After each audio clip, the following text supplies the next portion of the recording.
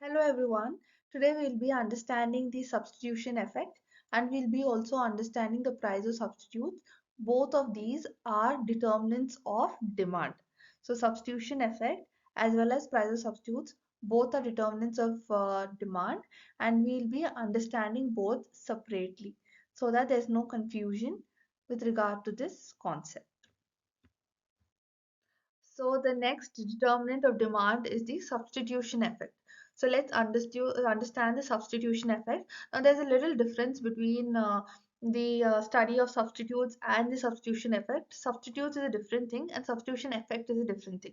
So now let's understand what is a substitution effect. In substitution effect, we'll be studying the relative prices. We'll be focusing on how relatively the price of the commodity is getting affected relative to the substitute.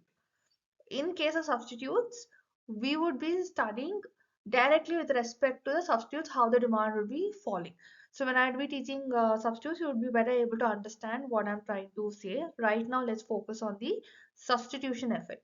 So the substitution effect focuses on how the substitutes impact the demand of the commodities. So in case of substitution effect, the highlight is our commodity itself. We are just trying to know that what is happening to our commodity when there is a change in the relative price of the commodity. So here we understand the concept of relative price. Let's understand this better with an example. Okay, so now let's say let's say I am a seller of pencil. I am a seller of pencil, and at 10 rupees I am selling. My demand for pencils 20. So per unit price is 10 rupee of my pencil, and there are 20 consumers who are purchasing this pencil from these pencils from me. Okay, and I'm very happy at the place I am in. And now there is my substitute. This is my competitor. Pencil, pen, both have got the similar use. That is, both are used for writing purpose.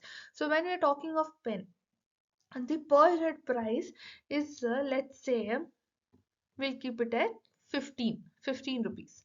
So the per unit price of pen. So if you want to buy one pen, you need to spend 15 rupees. And if you have to buy one pencil, you have to spend 10 rupees. Because my competitors or my product substitutes price is so high, I am very happy that okay, people would choose more of my pencils because the per unit price of the pencils are less. So now let's understand what is relative price. So relatively, what is the price? So the relative price of pencil is less in this case. So the relative price is less. Relative price is less in this particular case. Why is the relative price less? Relative price is less because per unit cost of pencil is rupees 10 and this is 15. So in comparison to pen, the cost of pencil is less. The relative price of pencil is less than pen. That's why I've written as relative price is less. So when the relative price is less, I am at an advantageous position because the demand of my commodity would be greater. Okay, let's say demand for this is maybe 5. Okay, demand for this is 5. So here what's happening? Actually, we need not look at the demand of the other commodity. Let's look only at the price of the other commodity. Otherwise, it will get even more, complicated. Okay, now let's say that I am keeping my price constant. I'm not changing anything. But then the substitute of my product, that is pen, the price of this pen is going to fall and it will come down to, let's say, 8 rupees. Okay, it has fallen to 8 rupees. Because of this, what will happen? Because of this, initially demand for my pencil when I had priced it at rupees 10 per unit was 20. But now some of the people who are buying my pencil would think that okay, pen is cheaper, it's only 8 rupees. So some of them would shift to buying pen because they now feel that the pencil is expensive. And why are they feeling pencil is expensive? Because the price of pen has reduced and the relative price has increased. And the relative price, okay, and here we see that the relative price has increased. I'll write it as more. Okay, relative price is more. Okay, so in the initial case, we saw that the relative price is less because compared to 15, 10 is less. Now we're seeing that the relative price is more. That is 10 rupees more than 8. So since the relative price of pencil is more, now the demand of the pencil is going to fall. And let's say it has fell to 15. Now 15 people are buying my pencils, but 5 of my consumers stopped buying pencil because they went to buy pens. So demand for pencil fell. Now let's say another situation happens. I keep the price constant at 10. I'm keeping the price constant at 10. And the pen's price has fallen to 5. And this is a huge fall. This is a huge fall because at the half of the price of pencil, pen can be bought. So this is like a big fall. So if I'm able to buy one pencil, the same amount, I'll be able to buy two pens. So now what will happen? Now what will happen? Now there'll be a greater fall in demand because let's look at it as if we are the ones who are buying. As a consumer, people would prefer buying two pens. Would you want to buy one pencil or two pens? People would, normally prefer buying two pens. Unless, it's very necessary or it's compulsory that you have to use a pencil. They will, think of, buying pens. So in this case, again, there's a fall in demand. So let's say now the demand has fallen and now the demand for pencils is only 5. The demand for pencils is 5. So what has happened? What is happening in the case of relative price? What's happening in case of relative price? Is the relative price more or less in this case? The relative price of pencil, the relative price of pencil is more than the price of pen. So the relative price is more. The relative price is more.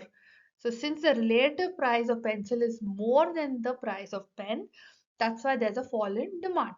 Now let's take another example for the purpose of understanding. Now let's say the pencil is again constant at 10. There's no change in the price of the pencil. Okay. And at the same time, in case of pen, there is a rise in price. And now the price has gone to 11 rupees. So what has happened? The relative price of pencil, the relative price of pencil to pen is less now. The relative price is less.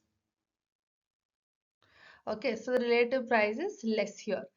And now what will happen? Since the relative price of pencil is less, that's why we can say that the demand would increase. And what the demand would be now? The demand would be something, we don't know the number, but we know that it will be something more than 5 or more than 50. Let's say the demand is now 20 itself. Okay, so there is a rise in demand. And why did this rise in demand happen? This rise in demand happened because there is a fall in the relative price of the commodity. So what we are understanding here, let's look at only these tables. Now we understood how the relative price, we found out the relative price. Okay, now let's forget this part. Now let's forget this part. And now let's focus only on this particular part. So what we can understand here, as the relative price reduced, okay, here let's see, as the relative price increased, there is a fall, there's a fall in demand. So with the rise in relative price, the demand has fallen to 15. So greater the relative price increase, lesser would be the demand. So there is a negative relationship. Now let's take the next example. In the third case, or sorry, in the second case, we saw that the relative price is more. Okay, the relative price is more. So when the relative price is more, we saw that the demand fell from 15 to 5. So when the relative price is more, the demand has fallen to 5 from 15. So we see that when the relative price falls, there's a rise in demand. So when the relative price is falling, there's a rise in demand. So in our last case, what we saw was there is a reduction. There is a fall in relative price. So when there's a fall in relative price, what's happening to demand? There's a rise in demand. There's a rise in demand. So from this we can come to the conclusion that if there is a fall in the relative price of the commodity, the demand of the commodity would rise. We can come to the conclusion that if there's a fall in the relative price, like this is the last case that I've mentioned here. This is the case number 3. In this case we saw that with the fall with the fall in the relative price, the fall in the relative price of commodity, the demand of the commodity has risen. The demand of the commodity has risen, and vice versa. If there's a rise in the price, like how we saw in these two cases, with the rise in price, the rise in price the rise in the relative price of the commodity, the demand of the commodity would fall. The demand of the commodity would fall. Thus, we can say that there is an inverse relation, and the substitution effect is negative. So due to the inverse relation between the relative price and the due to the inverse relation between the relative price and the commodity in question, due to this, we can say that the substitution effect is negative. We can say that the substitution effect is negative. The next determinant of demand is the price of substitute goods. Substitute goods, the example of substitute goods are coffee and tea. So basically, substitute goods means something that is with which you can replace something else. For example, if I'm a if regularly I drink coffee and the price of coffee suddenly shoots up, then I'll shift it to tea. Why am I shifting to tea? Because it is very close to what coffee is. So it's a substitute. So tea is a substitute of coffee. So I can think of shifting to tea. If the price of coffee becomes, too high and I feel it's very expensive now, so I can shift to tea. So how is the shift happening? Basically, both are drinks, refreshing drinks. So since both are refreshing drinks, I'd feel that okay, it doesn't matter if I drink coffee or tea, and coffee is costly, so let me shift to tea. So this is an example of substitute goods. This is an example of substitute goods. Now let's take an example and understand what is happening. Now let's take the previous example itself. The previous example was of pencil and pen. Okay, so let's say this is pencil and then you have pen. Now, for better understanding, I'll just take the price of it. Now, let's say I'm dealing in the product pencil, and pencil is 10 rupees. And at 10 rupees, the quantity that is demanded, the consumers who buy from me are 20. At the same time, when my per unit price of pencil is 10, what's the per unit price of pen? Let's say it is 15. Let's say it is 15. So now what's happening? So here the price is 15, here the price is 10. Now let's say that the price of pen has fallen to 9 rupees. Has fallen to 9 rupees. And the price of pencil will keep it constant at 10. So now what will happen? Now what will happen? The consumers, the demand for pencil will reduce. Let's say it has reduced to 10. Why did this reduction happen? This reduction in demand. Okay, this reduction of demand happened because the price of pen has fallen from 15 to 9. So what do we see here? We see that when the price of pen falls from 15, when the price of pen fell from 15 to 9, the demand of pencil falls from 20 to 10. The demand of pencil has fallen from 20 to 10. So by this, what do we understand?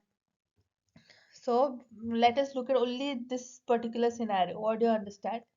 We understand that whenever the price of substitute falls, which is a substitute in this case, the pen is a substitute. So whenever there is a fall in price of substitute, the demand of the commodity also falls or decreases. So with the fall in price of pen, there will be a fall in demand for pencil.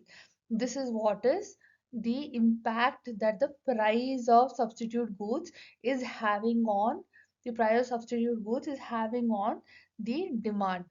And that's why the price of substitute goods, that is this particular factor. Here the important factor is this. Okay, in this particular determinant of demand, we're trying to show how the how the price of a substitute good, that is how the price of a pen is having an impact on the having an impact on the commodity in question. In this case, it is the pencil, right? And the same thing happens vice versa. Now let's say that the price of pencil again as usual remains at 10. Now let's say the price of pen has gone up. It has become 11 rupees. It has become 11 rupees. Okay, so what will happen? Demand again, the demand will rise, and now the demand is 19. There's a demand. So what has happened with the rise in price? Okay, here we see that with the rise in price of a substitute, that is pen, there is a rise in demand. There is a rise in demand. There is a rise in demand in this particular case, right? With the fall in, with the rise in the price of pen, which is a substitute, there is also a rise in the demand for pencil. So in this particular thing, we are trying to show that how the price of a substitute, that is in this case, the pen is having an impact on the demand, is having an impact on the demand of pencils. That is our main commodity. That is what is substitute goods. Now, if I bring the topic of substitution effect, in substitution effect, we were checking the relative price. We are talking of how the relative price of pencil is impacting the demand of pencil, right? Here we are talking of how the price of pen is impacting the demand of pencil. I'll repeat this point again. In substitution effect, we discussed how the relative price of pencil, impacted the demand of pencil. And in the price of substitute goods in this particular slide, what we understood is how the price of pen is impacting the demand for pencil. See, if you both of these concepts are similar, but they're not same, because in substitution effect we are using the term relative price, whereas in case of the prices of substitute goods we are focusing on this. So both these concepts are very similar, but they're not same. There's slight difference. Okay, there is a slight, maybe the way we present it is different, but the concept is very similar with a little bit difference, because the focus is different. In substitution effect we are focusing on the relative price of pencil, and we're saying how the relative price of pencil is affecting the demand of the pencil. In the case of prices substitute goods, what we see how the price of pen is impacting the price demand of pencil. This is the way it differs. This is the way it differs. Now let's study the next concept, that is complementary goods. If anyone is finding it hard to understand this, you can again go through the previous and this slide to understand it better. Thank you so much for watching the video. Please to like and subscribe. Thank you.